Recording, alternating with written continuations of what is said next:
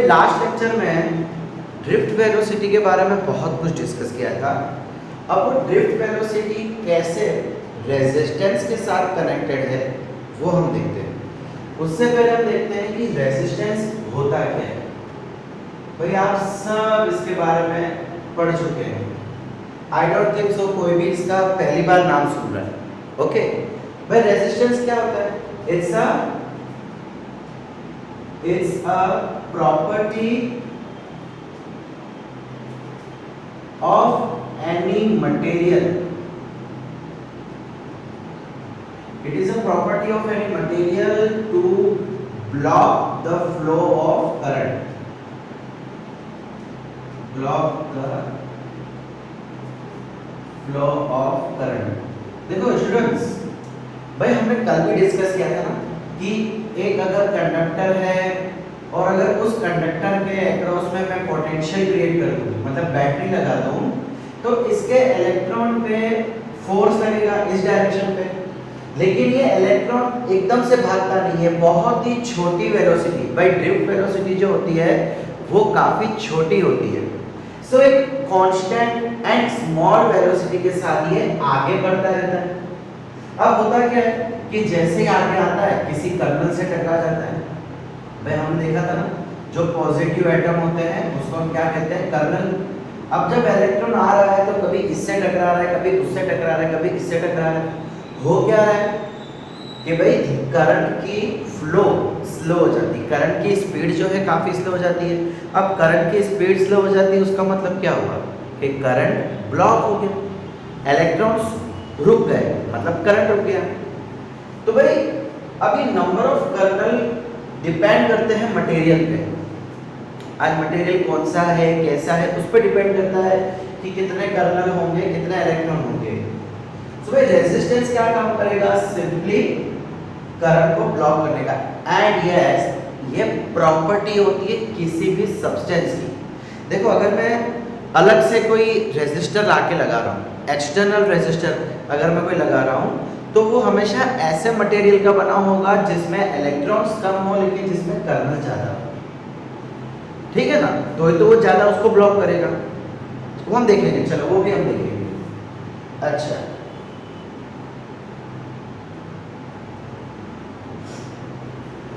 अब भाई इसको मैं बिठा लेता हूँ। सो रेजिस्टेंस दिया कैसे जाता है? Resistance is the ratio of V divide by I। भाई अगर किसी कंडक्टर के आसपास V पोटेंशियल है और इस पोटेंशियल के कारण उसके अंदर करंट फ्लो हो रहा है I, तो मैं बोलूंगा resistance is equal to V divide by I। अब भाई आप इसको ओम्स लॉ से रिलेट मत करना। ओम्स लॉ क्या कहता है कि V is proportional to I। Ohm's law भी हम देखने वाले हैं। अब इस प्रोपोर्शनल को हटाऊं तो हम क्या लगाते हैं? IR। अब चलो यहाँ का रेजिस्टेंस हमेशा कांस्टेंट रहता है, बट हम जो रेजिस्टेंस की बात कर रहे हैं वो कांस्टेंट नहीं है, वो चेंज हो सकता है।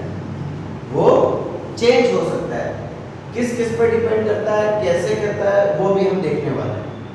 ठीक है, ओम्स लॉ भी हम समझेंगे और इसका थोड़ा डिफरेंस भी तब हम समझेंगे।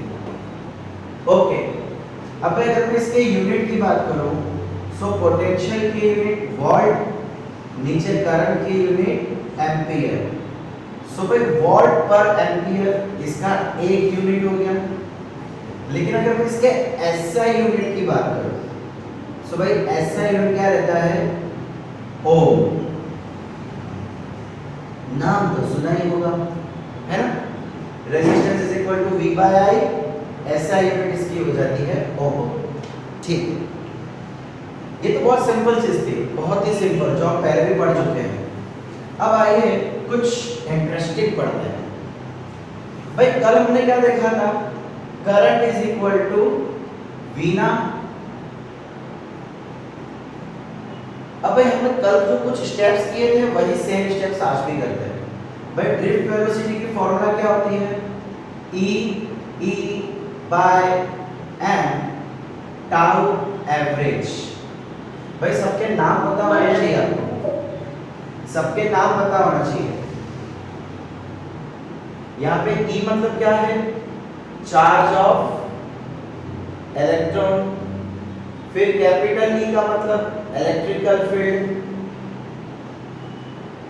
फिर M का मतलब mass of electron. Tau average minus e हम माइनस नहीं लगा रहे बिकॉज फिलहाल हमें डायरेक्शन से मतलब नहीं है, हम सिर्फ उसकी वैल्यू से मतलब कर रहे हैं, इसलिए अभी मैंने माइनस नहीं लगाया है। अच्छा सॉरी, तो ये टाउ एवरेज क्या होता था? हमने क्या देखा था कि इलेक्ट्रॉन है वो रैंडम मोशन कर रहा है ना, कर्नल से टकराता है फिर डायरेक्शन चेंज करता है। अब दो कोलिशन के बीच में, जब वो दो कर्नल के बीच में टकराया, उसके बीच का जो समय होता है उसे हम कहते हैं टाउ, जिसे हम कहते थे रिलैक्सेशन टाइम। अब भाई हर कोलिशन के बीच का अपना अपना रिलैक्सेशन टाइम होगा, इसके बीच में होगा, इसके बीच में होगा, और भी कहीं जाएगा तो उसके बीच में होगा। सो हम क्या करते थे, सभी का एवरेज निकालते थे, that is called average relaxation time. Okay, average relaxation time. फिर उसके बाद n क्या होता था, small n, that is number of electron per unit volume, number of electron per unit volume. And capital A का मतलब होता था एरिया ऑफ क्रॉस सेक्शन। भाई आपको ये सारे नाम याद रखने पड़ेंगे, सिंबल किसके हैं क्या है। ओके, अब मैं क्या करता हूँ, इस इक्वेशन में इलेक्ट्रिकल फील्ड की फॉर्मूला लगाता हूँ। इलेक्ट्रिकल फील्ड की फॉर्मूला क्या थी, हमने कल भी देखा था ना, पोटेंशियल बाय डिस्टेंस। अगर भाई मेरे पास कंडक्टर है जिसका लेंथ L है, भाई हमने फॉर्मूला देखी थी V = E डॉट dx, या तो d आप बोल सकते हो, कोई फर्क नहीं पड़ेगा, E डॉट dr। अब dr क्या हो गया, डिस्प्लेसमेंट। तो हमारे केस में डिस्प्लेसमेंट कितना है, L, तो L नीचे आ जाएगा, तो electrical field is equal to potential by L। ठीक है, सो मैं वो यहाँ पे यूज कर रहा हूँ, EV/ml टाउ एवरेज EMA।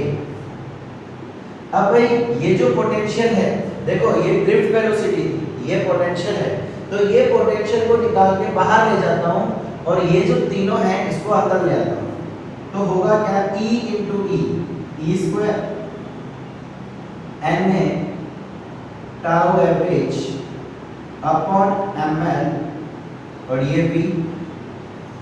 अब भाई मैं क्या करता हूँ, देखिए जरा ध्यान से देखिए, ये मैं I को नीचे ले जाता हूँ और इस पूरे को उठा के इधर ले आता हूँ, तो जब मैं इसको यहाँ पे लेकर आऊँ तो रेसिप्रोकल हो जाएगा, ml upon ne² A tau average is equal to V/I। मैंने क्या किया, ये जो पूरा ब्रैकेट है इसको उठा के इधर लेके आ गया, तो इसका रेसिप्रोकल हो जाएगा, और ये जो I था उसको वहां ले गया, तो वो पोटेंशियल के पीछे आ गया। अब देखिए ये जो रिजल्ट मिला ये क्या है, देखिए जरा भाई V/I क्या होता है, अभी अभी हमने देखा था V/I is equal to resistance. तो क्या मैं ऐसा बोल सकता हूं, R इज इक्वल टू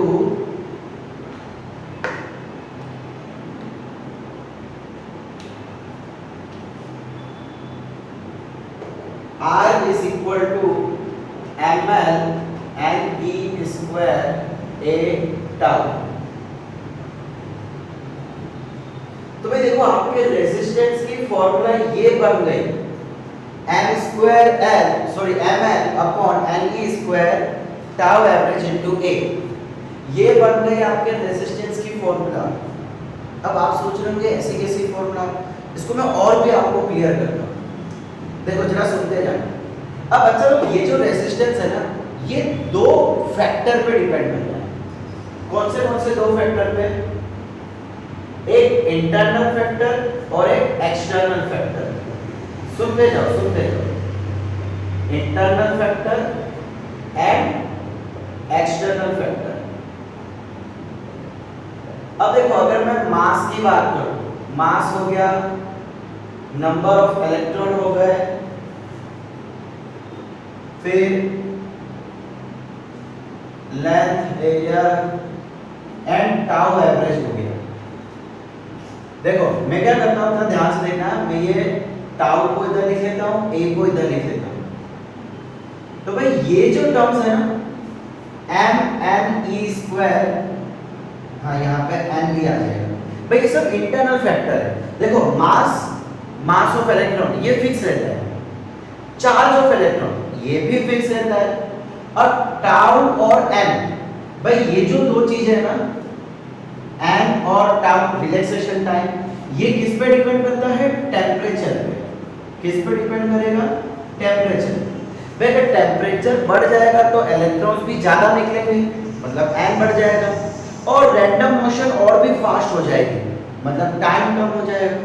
तो रेजिस्टेंस इंटरनल फैक्टर पे डिपेंड कर रहा है, कब, जब टेम्परेचर चेंज होगा। सपोज टेम्परेचर फिक्स रखते हैं, हमने क्या किया, टेम्परेचर फिक्स कर दिया, तो ये दोनों भी फिक्स हो गए, इसका मतलब ये पूरा कांस्टेंट हो गया, एम ई एन टाउ, चारों के चार कांस्टेंट हो गए। अब क्या कर दिया गया, इन चारों के बदले एक नवा टर्म लेके आ गए, इन चारों के बदले एक नवा टर्म लेके आ गए, जिसको हम लिखते हैं रो के फॉर्म में, और इसको कहा जाता है रेजिस्टिविटी। क्या कहा जाता है, रेजिस्टिविटी। तो आपने ये फॉर्मूला तो देखी होगी, R इज इक्वल टू, देखो इस पूरे के बदले मैं रो लिख देता हूं, रो L बाय A। ये फॉर्मूला देखी है ना आप लोगों ने, 10th में भी देखी हुई है, R is equal to rho L by A। तो ये रो क्या है, रेजिस्टिविटी। अब रेजिस्टिविटी की फॉर्मूला क्या हो गई, देखो रेजिस्टिविटी की फॉर्मूला क्या हो गई, M upon n e square tau. ये हो गई आपकी रेजिस्टिविटी की फॉर्मूला। अब रेजिस्टिविटी किस पे डिपेंड करती है, एक तो टेम्परेचर पे, दूसरा मटेरियल पे। किस पे, मटेरियल। भाई सपोज करो कि टेम्परेचर पे फिक्स रखता हूं, अब मैं आपको कॉपर का इतना सा टुकड़ा देता हूं और किसी दूसरे बच्चे को कॉपर का इतना बड़ा टुकड़ा देता हूं, तो क्या आप दोनों की रेजिस्टिविटी, मतलब जो कॉपर की वायर है, क्या उसकी रेजिस्टिविटी अलग होगी, नहीं, उसकी रेजिस्टिविटी सेम होगी। देखो रेजिस्टिविटी मटेरियल पे डिपेंड करती है, तो कॉपर की वायर इतनी हो कि कॉपर की वायर इतनी हो, उससे क्या फर्क पड़ता है। रेजिस्टिविटी लेंथ या एरिया पे डिपेंड नहीं करती है, वो डिपेंड करेगा एक टेम्परेचर पे, दूसरा मटेरियल पे। याद रखना, resistivity depends on two factors, one is temperature, because temperature बढ़ाने से एन बढ़ जाएगा और टाउ कम हो जाएगा, दूसरा मटेरियल पे। तो ये बात थी इंटरनल फैक्टर की, और इसके लिए हम R is equal to rho L by A भी लिखते हैं। अब अगर एक्सटर्नल फैक्टर की बात करूं, तो एक्सटर्नल फैक्टर कौन कौन है यहाँ पे, एक तो लेंथ, दूसरा एरिया। भाई एक्सटर्नली हम देखो कॉपर की इतनी सी वायर या इतनी वायर, तो एक्सटर्नली हमने क्या चेंज कर दिया, या तो लेंथ या तो एरिया। ओके, सो रेजिस्टेंस जो है इंटरनली भी डिपेंड करता है एंड एक्सटर्नली भी डिपेंड करता है। भाई यहां तक समझ आया बच्चा लोग आपको?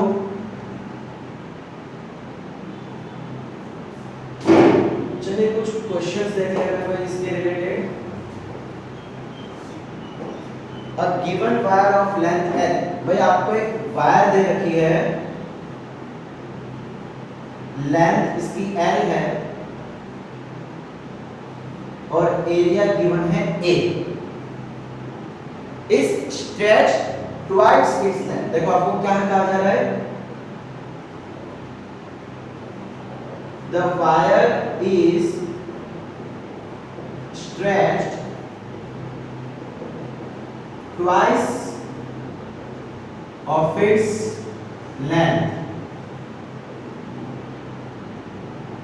Find the new resistance। भाई नवा रेजिस्टेंस क्या होगा वो आपको देखना है। देखिए चलिए भाई, पहले क्या था, पहले आपके पास एक वायर है, उसकी length A, length L, area A। अब उसको खींच के बड़ा कर दिया गया। क्या कर दिया गया? खींच के बड़ा कर दिया गया और बोला गया कि लेंथ डबल हो गई है।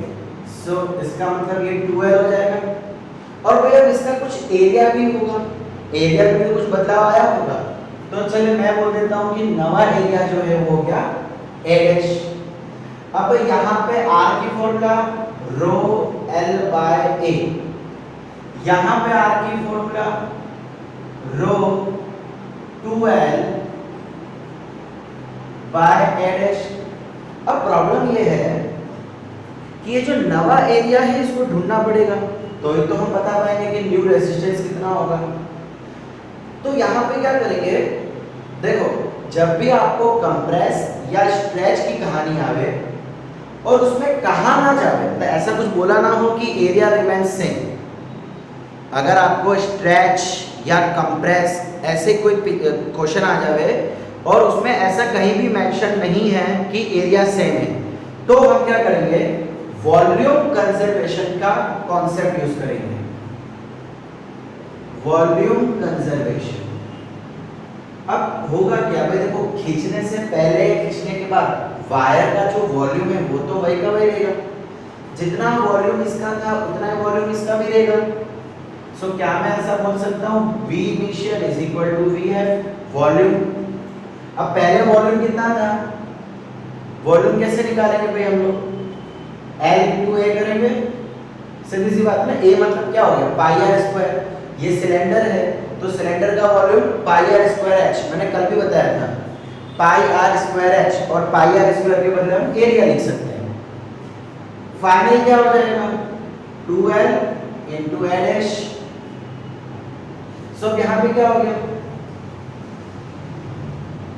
देखो L L कट, तो क्या मैं ऐसा बोल सकता हूँ A by 2 is equal to A dash, यानी कि एरिया जो है वो हाफ हो गया।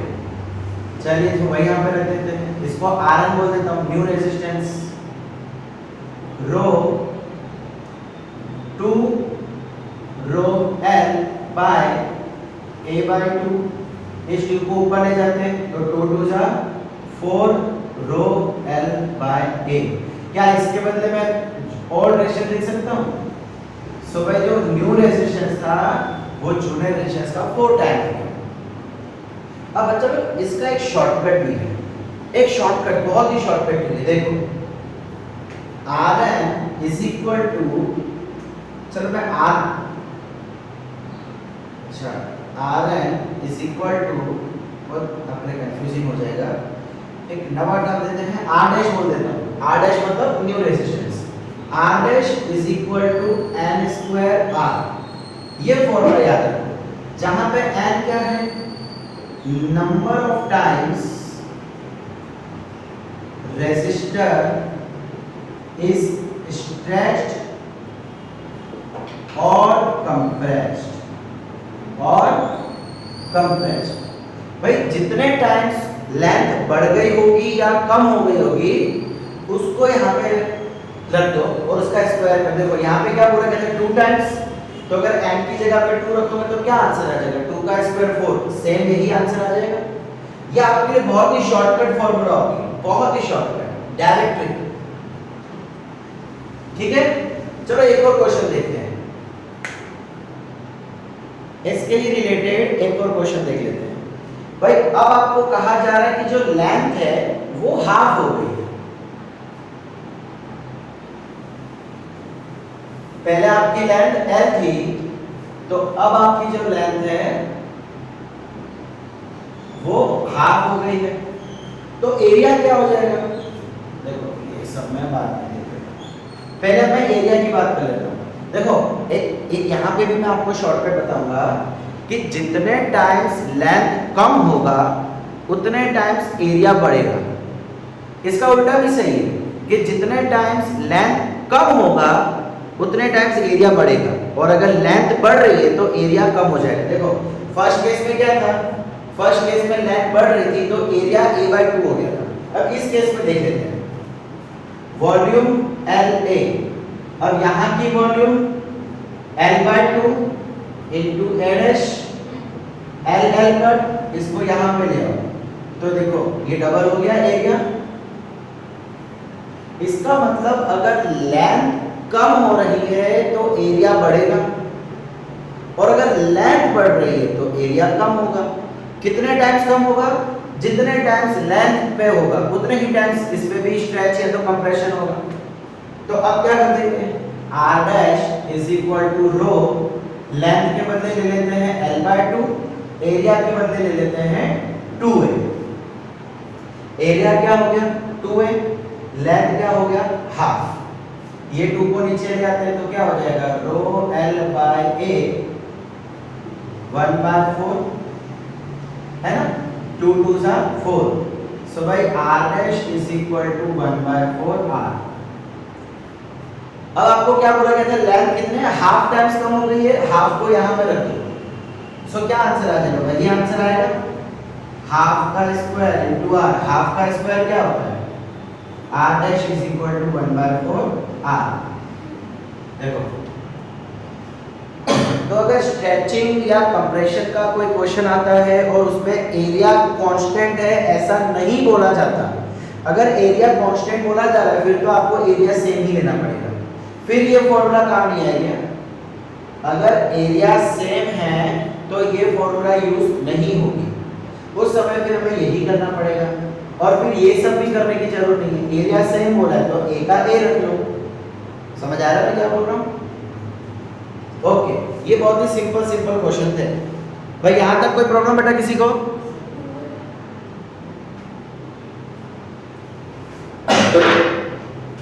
अब भाई मान लेते हैं कि यहाँ पे आपको एक क्यूबॉइड दिया हुआ है,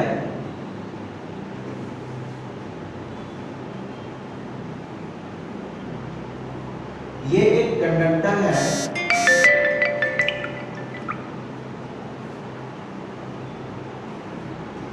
अब इसमें आपको साइड्स दे रखी है, लेंथ बोल दिया है a, ब्रेड्थ बोल दी है b एंड हाइट बोल दिया है आपको c। ठीक है, लेंथ ब्रेड्थ हाइट दे दी है। अब भाई इसके अक्रॉस देखो ये सरफेस 1 और ये सरफेस 2, इसके अक्रॉस करंट u फ्लो हो रहा है। ये पूरा एक सॉलिड कंडक्टर है और इसमें करंट कैसे फ्लो हो रहा है u। आपको कहा जा रहा है find the resistance across 1 and 2, resistance across surface 1 and surface 2। मतलब भाई इसके बीच में कितना रेजिस्टेंस होगा। तो देखिए रेजिस्टेंस की फॉर्मूला क्या होती है, रो L/a। भाई लेंथ क्या हो जाएगा, देखो लेंथ हमेशा वो लेने की है जिसके अक्रॉस करंट जा रहा है। करंट कहां से कहां जा रहा है, करंट यहां जा रहा है, सो मैं ये वाली लेंथ लूंगा, ये वाली लेंथ, और ये क्या है हाइट हो गई। सो हाइट कितनी है c, तो भाई यहां पे मैं लेंथ के बदले ले लूंगा c अपॉन एरिया। एरिया कौन सा लिया जाता है, हमेशा क्रॉस सेक्शन, मतलब करंट को परपेंडिकुलर। अगर ये करंट है तो ये एरिया होगा परपेंडिकुलर एरिया, क्रॉस सेक्शन। तो मैं ये वाला एरिया ले लूंगा मैं। देखो ये करंट जा रहा है और ये सरफेस जो है ये करंट है और ये ऊपर की सरफेस है, तो ये परपेंडिकुलर हो जाएगी। अब इसमें क्या हो जाएगा भाई, रेक्टेंगल है, रेक्टेंगल की फॉर्मूला लेंथ इनटू ब्रेड्थ। सो देखो ये b है,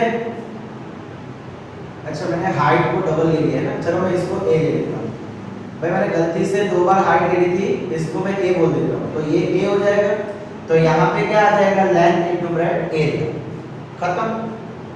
सिमिलरली अगर सरफेस 3 और सरफेस 4 के अक्रॉस बोला हो और अगर करंट ऐसे दिया हो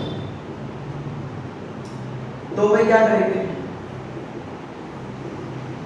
रो लेंथ। अब लेंथ कौन सी ले लेंगे, ये वाली, ये कौन सी लेंथ है, लंबाई कितना दे रखा है, देखो a मतलब यहां से यहां की लंबाई अपॉन एरिया। एरिया कौन सा, क्रॉस सेक्शन, तो ये वाला एरिया ले लूंगा। तो इस बार b है और c है तो एरिया हो जाएगा bc। ए तो ये वाली लेंथ है, ये वाली लेंथ ए है, तो हम तो ये वाला एरिया देख रहे हैं ना, तो इसमें ये लेंथ और ये ब्रेड्थ। समझ आ रहा है बच्चा लोग? बहुत ही सिंपल क्वेश्चन है, बट हमें ध्यान रखना है। अच्छा, अब एक और देख लेते हैं भाई। अब आपको यहाँ पे एक सिलेंडर दे रखा है,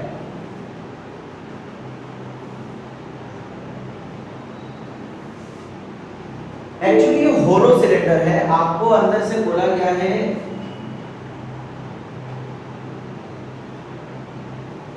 ये भाई इतना पार्ट जो है ना, ये बीच वाला ये पूरा होलो है, और ये आउटर पार्ट जो है ये पूरा सॉलिड है। मतलब आपका जो कंडक्टर है वो इतना है, लेकिन ये जो मिडल पार्ट है ये टोटली होलो है। अब कहा हुआ है फाइंड द रेजिस्टेंस, और करंट दिया हुआ है कुछ इस डायरेक्शन। ये हो गया करंट, इसकी लेंथ आपको दी है L।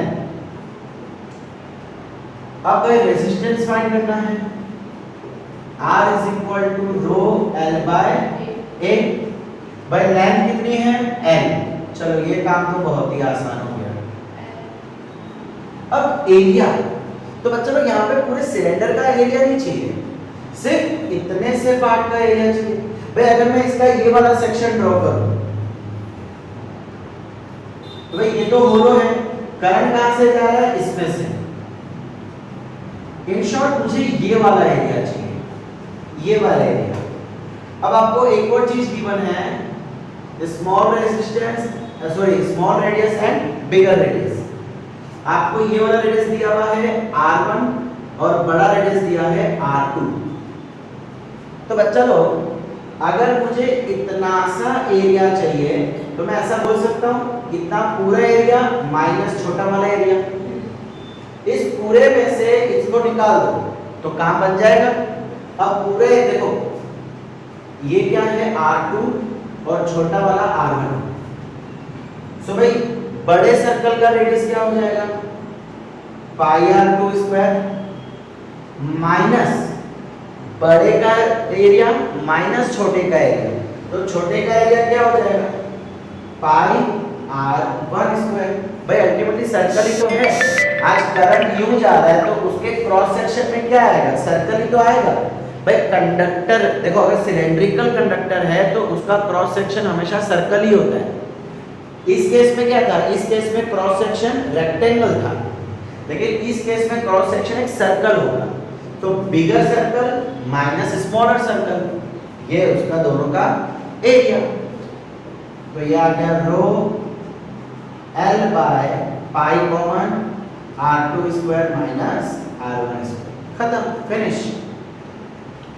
देखो ये मैं इसलिए करवा रहा हूँ कि बाय चांस कभी एग्जाम में आ जावे तो आपको पता लगना चाहिए कि कैसे करना है बहुत आसान, लेकिन क्या है फिर उस समय हमारी बत्ती भी जलती है। सो हमें पता होना चाहिए कि भाई इस टाइप पे अगर क्वेश्चन आ जाए तो कैसे करना है।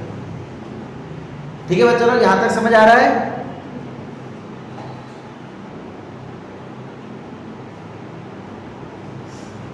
ओके भाई, अब जरा देखिएगा, अब फिर से आपको वही सिलेंड्रिकल कंडक्टर दिया है,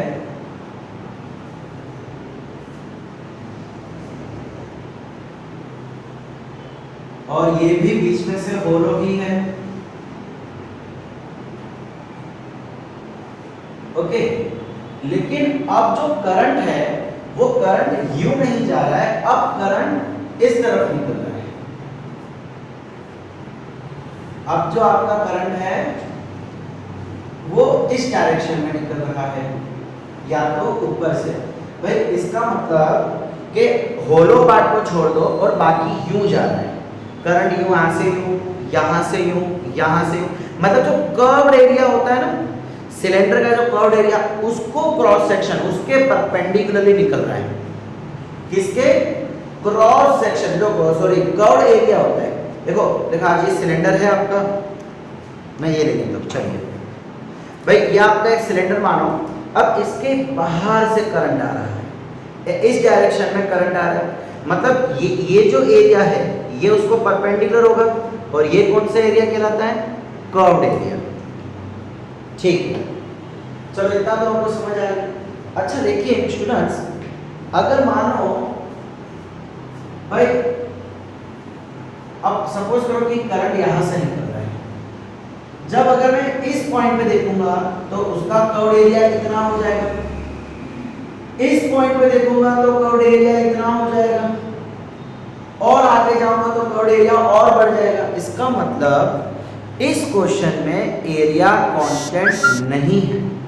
जैसे जैसे आगे जाते जाएंगे आपका एरिया, कर्व्ड एरिया बढ़ता जा रहा है। देखो यहां तक आए तो इतना कर्व्ड एरिया, यहां तक आए तो और बड़ा कर्व्ड एरिया। सो यहां पे एरिया जो है वो वेरिएबल है, कांस्टेंट नहीं है। अब आपको पता है कि अगर कोई चीज वेरिएबल आ जाती है तो उसको फाइंड करने का क्या और रीजन है कि अलग अलग पॉइंट पे आप रेजिस्टेंस फाइंड करो और सबको ऐड कर दो। इस पॉइंट का रेजिस्टेंस, इस पॉइंट का रेजिस्टेंस, इस पॉइंट का रेजिस्टेंस, इस पॉइंट का रेजिस्टेंस आप फाइंड करो, सबको ऐड कर दो। और सबको ऐड करना मतलब इंटीग्रेट करना। तो हम लोग कुछ नहीं करने वाले, हम यहाँ पे इंटीग्रेशन करने वाले हैं। अब हम क्या करते हैं बच्चा लोग, भाई इसके एक यहाँ पे एक छोटा सा एलिमेंट ले लेते हैं। देखिए ये किस टाइप का सिलेंडर है, तो भाई हम मान लेते हैं कि यहाँ तक, यहाँ पे हम क्या कर रहे हैं, एक छोटा सा एलिमेंट ले लेते हैं, ठीक है।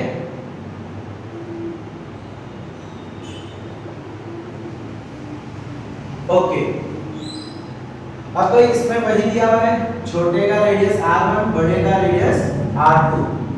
तो भाई हम इसका रेडियस चलो अभी के लिए ले लेते हैं a। कितना, यहां से यहां तक रेडियस ले लेते हैं अभी के लिए a। भाई देखो अब एक्चुअली हमने कौन सा एलिमेंट चूज किया जरा वो ध्यान देना। हमने क्या किया है, एक छोटा सा एलिमेंट, भाई ये बीच का होलो पार्ट है, ये बीच का होलो पार्ट है, इसको मैं थोड़ा सा डार्क कर देता हूं।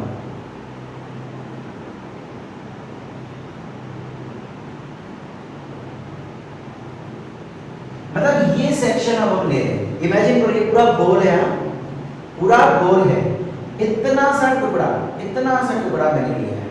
और अब इसका रेजिस्टेंस मैं फाइंड करने वाला हूं, R is equal to rho L by A। अच्छा अब भाई इस केस में लेंथ क्या हो जाएगा, देखो मैंने इसका रेडियस A लिया है, लेकिन ये जो रेडियस है, ये जो सेक्शन है जहां से करंट फ्लो कर रहा है, उसका रेडियस में ले लेता हूं dr। छोटा सा एलिमेंट है ना, तो उसका रेडियस भी छोटा सा होगा dr। यानी कि चलो a को अगर मैं हटा दूं तो ये जो डिस्टेंस है ये हो जाएगा आपका dr। तो भाई इस बार लेंथ कितनी हो जाएगी, भाई कितने में करंट फ्लो कर रहा है ना, सो रो लेंथ हो जाएगी dr। एरिया क्या हो जाएगा, भाई कर्व सरफेस एरिया लेना है। कर्व सरफेस एरिया की फॉर्मूला क्या होती है, 2 pi r into L। Curve surface area 2 pi RL, 2 pi RL।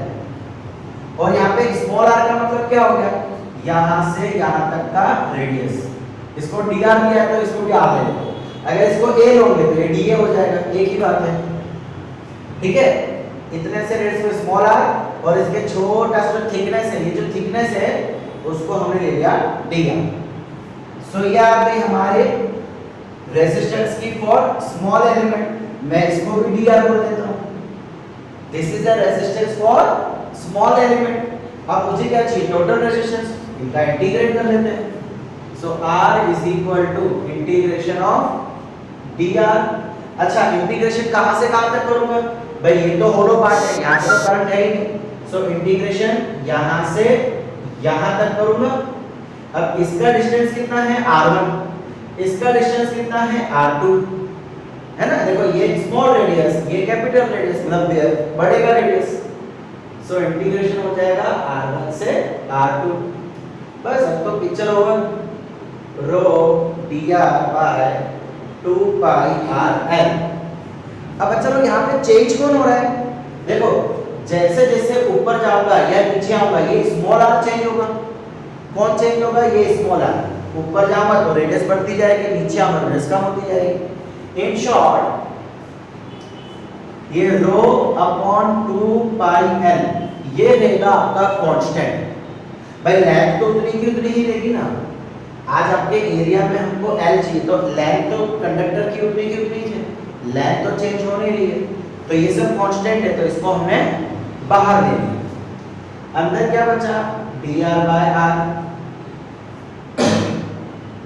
Integration from r1 to r2। अच्छा sir rho 2 pi r l, sir yes बोलो। सर कितना time लगेगा? बस इसका लेक्चर चालू होने वाला है। 5 मिनट, क्लास का 9 o'clock का था। 5 मिनट्स बेटा, 5 मिनट्स। अच्छा भाई dr by r का इंटीग्रेशन क्या होगा? अगर आपको नहीं पता तो याद रखना, इसका इंटीग्रेशन होगा log to the base e, log r to the base e। ये फॉर्मूला ही होता है 1 अपॉन r इंटू dr होए तो उसका इंटीग्रेशन होता है log dr, log r। ठीक है, ये फॉर्मूला याद रखना। r1 से r2 rho upon 2 pi l upper limit minus lower limit, है ना। इसके बदले हमने एक बार r2 रख दिया और माइनस इसके बदले r1 रख दिया। अब r is equal to rho 2 pi l। भाई ये लॉगरिथम की फॉर्मूला होती है कि अगर बीच में माइनस हो तो जिस का लॉग हो रहा है उसका रेशियो हो जाता है। सो ये हो जाएगा log r2 बाय r1। ये लॉग की फॉर्मूला, ये मैथमेटिकल कॉन्सेप्ट है। ये भी मैथ, देखो फिजिक्स तो एक्चुअली हमारा यहाँ तक खत्म हो गया था, इसके बाद से पूरा मैथमेटिकल चालू हुआ। इसका इंटीग्रेशन log r होता है और log r2 माइनस r1, अगर दो log के बीच में माइनस है तो दोनों का रेशियो हो जाता है। ये उसकी फॉर्मूला है।